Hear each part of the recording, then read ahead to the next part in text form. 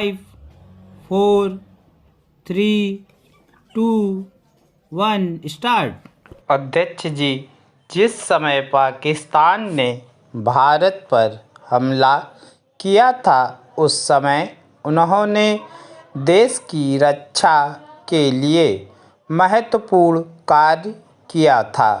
इसके साथ ही मैं मंत्री महोदय को यह भी स्मरण दिलाना चाहता हूँ कि शायद उन्होंने इस पर ध्यान नहीं दिया कि इस बार जो राष्ट्रीय पुरस्कार मिले हैं उनमें रेलवे प्रशासन को केवल 2 ही प्राप्त हुए हैं, जबकि मैं ऐसा मानता हूँ कि हमारी सेना के बाद अगर किसी ने युद्ध काल में सराहनीय कार्य किया है तो वह रेलवे प्रशासन अथवा रेलवे कर्मचारी और अधिकारी हैं। इसलिए उनके मनोबल को बनाए रखने के लिए और उनको प्रोत्साहित करने के लिए रेल मंत्री को इस बात पर भी ध्यान रखना चाहिए और इसका प्रयास करना चाहिए कि जो भी इस तरह के प्रोत्साहन मिले उनमें रेलवे का विशेष ध्यान रखा जाए।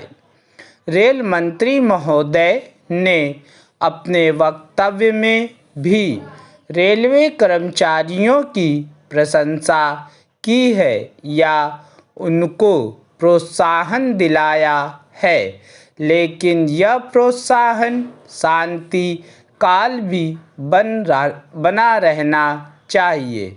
रेलवे ने युद्ध काल में जो काम किया वह तो देश की रक्षा का महान उद्देश्य था, लेकिन उसके बाद देश के निर्माण में या गरीबी मिटाने के लिए जो युद्ध होता है उसमें भी प्रत्येक रेलवे कर्मचारी का मनोबल उसी तरीके से बना रहे, इसके लिए भी रेल मंत्री महोदय को कुछ कदम उठाने की आवश्यकता है।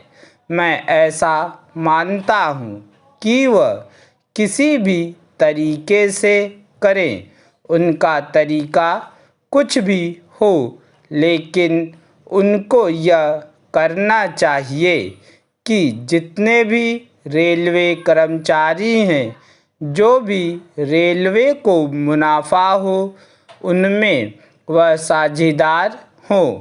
चाहे आप उनको बोनस के रूप में कुछ दें, चाहे किसी और तरीके से दें, लेकिन हर वर्ग के रेलवे कर्मचारी को मालूम होना चाहिए कि यदि वह देश के निर्माण के संबंध में ठीक तरह से काम करेगा तो उसको पुरस्कार के रूप में या वेतन के अंश के रूप में अपने वेतन के अलावा पैसा मिलेगा।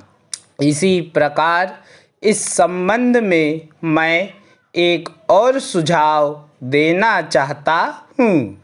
स्वतंत्रता के बाद रेल प्रशासन भारत सरकार का प्रशासन हो गया, लेकिन यह लोकसभा एक विशेष उद्देश्य को लेकर चुनी गई है।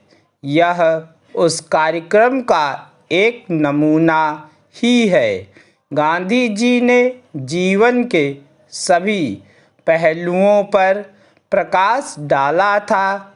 धन को वे संयम से व्यय करने के हक में थे। गांधी जी का उद्देश्य सभी व्यक्तियों को अच्छी शिक्षा के साथ साथ कार्यकुशलता की प्रेरणा देना ही था।